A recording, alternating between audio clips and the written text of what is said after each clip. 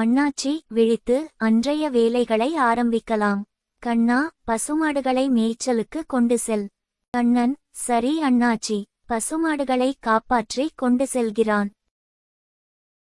கண்ணன் பசுமாடுகளை ஒரு அழகான நதிக்கரையில் கொண்டு செல்கிறான்.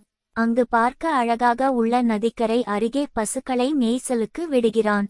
கண்ணன், இங்கேயே போதும், இங்கேயே மேயுங்கள். எருமைகள் மகிழ்ச்சியாக புல்லு மேய்கின்றன.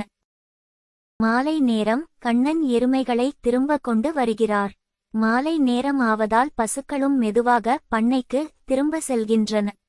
அண்ணாச்சி கண்ணனை பாராட்டி, நீ மிகவும் புத்திசாலி கண்ணா.